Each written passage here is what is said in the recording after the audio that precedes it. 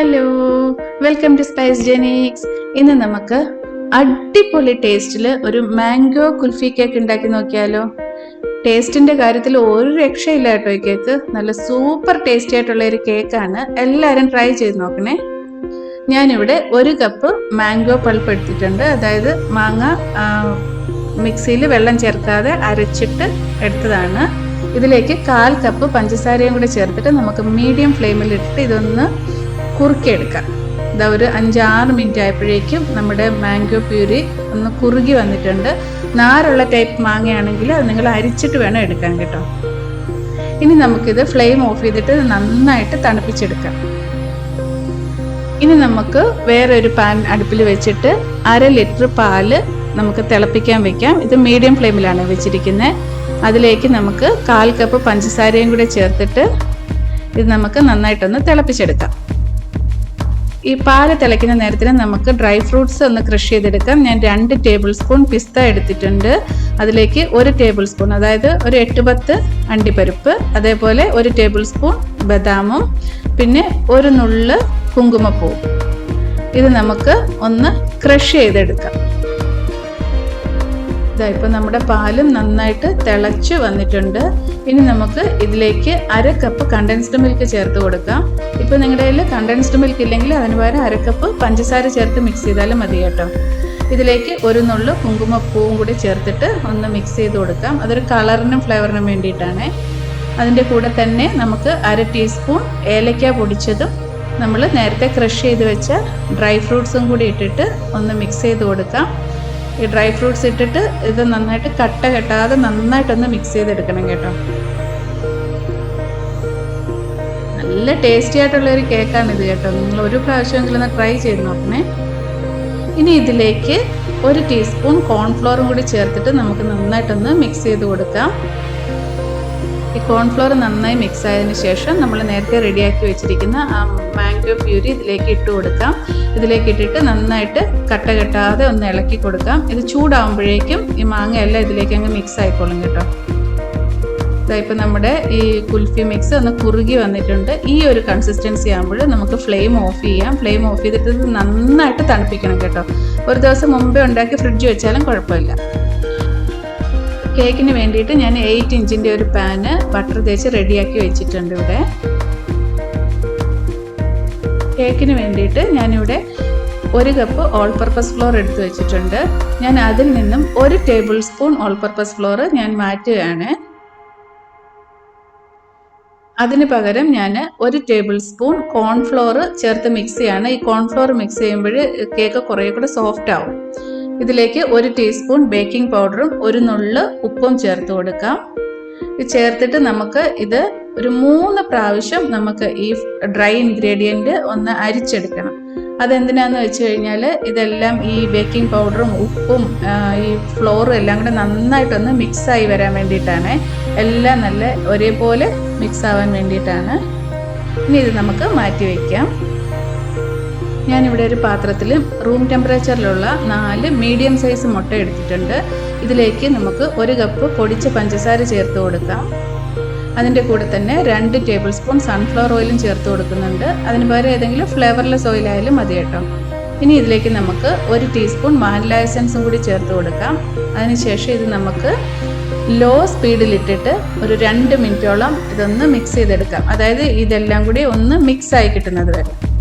അതിനുശേഷം നമുക്കിത് ഹൈ സ്പീഡിലിട്ടിട്ട് ഒരു 5-6 മിനിറ്റ് ഇതൊന്ന് ബീറ്റ് ചെയ്തെടുക്കാം. അതായത് ഈ മുട്ടയുടെ ഈ കളറ് മഞ്ഞ കളർ മാറിയിട്ട് ഒരു പെയിൽ യെല്ലോ കളർ ആവുന്നത് വരെ നമുക്കിതൊന്ന് ബീറ്റ് ചെയ്തെടുക്കാം. അപ്പോൾ ഇതാ കണ്ടില്ലേ, ഇപ്പോൾ ഒരു പെയിൽ യെല്ലോ കളർ ആയിട്ടുണ്ട്. അതേപോലെ അതിൻ്റെ സൈസും കൂടിയിട്ടുണ്ട്. എഗ്ഗ് ഡബിൾ സൈസ് ആയിട്ടുണ്ട്.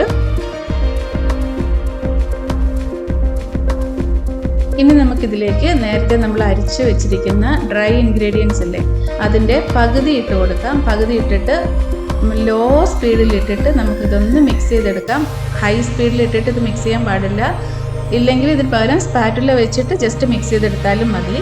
അതൊന്ന് മിക്സ് ആയതിന് ശേഷം ഞാനിവിടെ റൂം ടെമ്പറേച്ചറിലുള്ള പാലെടുത്തിട്ടുണ്ട്. ഒരു 1/4 കപ്പ് പാലാണ് എടുത്തിരിക്കുന്നത്. അതിൻ്റെ പകുതി ചേർത്ത് കൊടുത്തിട്ടുണ്ട്. അതിൻ്റെ പകുതി ചേർത്തിട്ടൊന്ന് മിക്സ് ചെയ്ത് കൊടുക്കാം. അതൊന്ന് മിക്സ് ആയതിന് ശേഷം ബാക്കി ഡ്രൈ ഇൻഗ്രീഡിയൻറ്റ് ഇട്ടിട്ട് ലോ സ്പീഡിലിട്ടിട്ട് തന്നെ മിക്സ് ചെയ്ത് കൊടുക്കാം. ഈ ഡ്രൈ ഇൻഗ്രീഡിയൻറ്റ് ഇതിലൊന്ന് മിക്സ് ആയതിനു ശേഷം നമുക്ക് ബാക്കി പാലും കൂടി ഒഴിച്ചിട്ട് ഇത് മിക്സ് ചെയ്ത് കൊടുക്കാം. ഇത് ഓവർ മിക്സ് ചെയ്യരുത്. ഓവർ മിക്സ് ചെയ്ത് കഴിഞ്ഞാൽ കേക്ക് കുറച്ച് കട്ടിയായി പോവും. അതുകൊണ്ട് ലോ സ്പീഡിലിട്ടിട്ടേ മിക്സ് ചെയ്യാവൂ കേട്ടോ. ഇപ്പോൾ നമ്മുടെ ബാറ്റർ എല്ലാം നന്നായിട്ട് മിക്സ് ആയിട്ട് വന്നിട്ടുണ്ട്. നമുക്കിനി ഈ ബാറ്റർ നേരത്തെ റെഡിയാക്കി വെച്ചിരിക്കുന്ന ബേക്കിംഗ് പാനിലേക്ക് ഒഴിച്ചു കൊടുക്കാം. ഇത് ബേക്കിംഗ് പാനിൽ ഒഴിച്ചിട്ട് നമുക്കൊരു 4-5 പ്രാവശ്യം ഇതൊന്ന് ടാപ്പ് ചെയ്ത് കൊടുക്കണം. ഇതിൻ്റെ എയർ ബബിൾസ് എല്ലാം പോകാൻ വേണ്ടിയിട്ടാണ് ഇത്. അതിനുശേഷം നമ്മളിത് 180 ഡിഗ്രിയിൽ 10 മിനിറ്റ് പ്രീ ഹീറ്റ് ചെയ്ത ഓവനിൽ 25 to 30 മിനിറ്റ്സ് ബേക്ക് ചെയ്തെടുക്കാം. അല്ലെങ്കിൽ നമ്മളൊരു ടൂത്ത് പിക്ക് ഇൻസേർട്ട് ചെയ്യുമ്പോൾ അത് ക്ലീൻ ആയിട്ട് വരണം. അതിനുശേഷം ഒരു വയർ റാക്കിലേക്ക് മാറ്റിയിട്ട് നമ്മൾ നന്നായിട്ട് തണുപ്പിച്ചെടുക്കണം. ഇത് നമ്മുടെ കുൽഫി മിക്സും ഇപ്പം നന്നായിട്ട് തണുത്ത് തിക്കായിട്ട് വന്നിട്ടുണ്ട്. ഇത് നിങ്ങൾക്ക് ഒരു ദിവസം മുൻപേ റെഡിയാക്കി ഫ്രിഡ്ജിൽ വെച്ച് വേണമെങ്കിലും യൂസ് ചെയ്യാം കേട്ടോ. ഞാനിവിടെ 2 കപ്പ് വിപ്പിംഗ് ക്രീമും റെഡിയാക്കി വെച്ചിട്ടുണ്ട്. നിങ്ങൾക്ക് വേണമെങ്കിൽ ഈ കുൽഫി മിക്സിൽ നിന്ന് 1-2 ടേബിൾ സ്പൂൺ ഇതിലേക്ക് ഇട്ടിട്ട് നന്നായിട്ട് മിക്സ് ചെയ്ത് കൊടുത്തിട്ട് വേണമെങ്കിൽ ഐസിങ് ചെയ്യാം കേട്ടോ. ഞാൻ പക്ഷേ സെപ്പറേറ്റാണ് ചെയ്യാൻ പോകുന്നത്. ഞാനിനി സിമ്പിൾ ഷുഗർ സിറപ്പ് എടുത്ത് വെച്ചിട്ടുണ്ട്. അതിലേക്ക് ഞാൻ 1 ടേബിൾ സ്പൂൺ കുൽഫി മിക്സ് ചേർത്തിട്ട് ഒന്ന് മിക്സ് ചെയ്ത് കൊടുത്തതിന് ശേഷം ഞാൻ കേക്കിലേക്ക് ഒഴിക്കാൻ പോവുകയാണ്. അത് ഓപ്ഷണലാണ്. നമുക്കിനി കേക്ക് ഐസിങ് ചെയ്യാം. ആദ്യം നമുക്ക് ആ ബേസിലേക്ക് കുറച്ച് വിപ്പിംഗ് ക്രീം തേച്ച് കൊടുക്കാം, കേക്ക് ഒന്ന് തെന്നിപ്പോവാതിരിക്കാനായിട്ട്. അതിനുശേഷം കേക്കിലേക്ക് നമുക്ക് ആ ഷുഗർ സിറപ്പ് ഒഴിച്ചു കൊടുക്കാം. ഞാനിപ്പോൾ കേക്ക് സൈഡെല്ലാം ഒന്ന് കട്ട് ചെയ്തെടുത്തിട്ടുണ്ട് കേട്ടോ. അത് നിങ്ങൾക്ക് വേണമെങ്കിൽ ചെയ്താൽ മതി. ഈ ഷുഗർ സിറപ്പ് ഒഴിച്ചിട്ട് അതിൻ്റെ മുകളിലേക്ക് നമുക്ക് റെഡിയാക്കി വെച്ചിരിക്കുന്ന വിപ്പിംഗ് ക്രീം തേച്ച് കൊടുക്കാം. പിന്നെ അതിൻ്റെ മുകളിലേക്ക് ആ കുൽഫി മിക്സ് ഒക്കെ നിങ്ങളുടെ ആവശ്യത്തിനനുസരിച്ചിട്ട് ഇടാം കേട്ടോ. എത്രയും ഇടുന്നോ അത്രയും ടേസ്റ്റ് ആയിരിക്കും കേക്കിന്. ഇതിനൊന്നും പ്രത്യേകിച്ച് അളവൊന്നുമില്ല. ഇതേപോലെ നെക്സ്റ്റ് ലെയറും വെച്ചിട്ട് നമുക്ക് ഷുഗർ സിറപ്പ് ഒഴിച്ചു കൊടുക്കാം. ഈ ഷുഗർ സിറപ്പും വിപ്പിംഗ് ക്രീമും കുൽഫി മിക്സും ഒക്കെ നിങ്ങളുടെ ഇഷ്ടത്തിനനുസരിച്ചിട്ട് ചേർത്ത് കൊടുക്കാം കേട്ടോ. നമുക്കിനി വിപ്പിംഗ് ക്രീമൊക്കെ ഒന്ന് ലെവൽ ചെയ്തിട്ട് ഒന്ന് എടുക്കാം. ഞാനിപ്പം ഭയങ്കര പെർഫെക്റ്റായിട്ടൊന്നും സ്മൂത്തൻ ചെയ്യുന്നില്ല. കാരണം ഞാനിത് ഡ്രൈ ഫ്രൂട്ട്സും കുൽഫിയും വെച്ചിട്ട് ഇത് ഡെക്കറേറ്റ് ചെയ്യാൻ വേണ്ടിയിട്ടാണ്. ഇതൊരു സിമ്പിളായിട്ടുള്ള ഡിസൈനാണ് ഞാൻ കാണിക്കുന്നത്. ഞാൻ കുറച്ച് വിപ്പിംഗ് ക്രീം വെച്ചിട്ട് കുറച്ച് ഫ്ലവേഴ്സ് മുകളിൽ ചുറ്റും വെച്ചിട്ടുണ്ട്. ഇനി അതിൻ്റെ നടുവിലേക്ക് ഞാൻ കുറച്ച് കുൽഫി മിക്സും കൂടി ഒഴിച്ചു കൊടുക്കുകയാണ്. പിന്നെ ഞാൻ കുറച്ച് മാംഗോ പീസസ് ഇതിൻ്റെ മുകളിലേക്ക് വെച്ച് കൊടുക്കുന്നുണ്ട്. കാണാനും ഭംഗിയാണ്. പിന്നെ നമ്മൾ കഴിക്കുമ്പോഴും മാങ്ങയുടെ ഓരോ പീസസ് വരുമ്പോഴും അതൊരു ടേസ്റ്റ് അല്ലേ.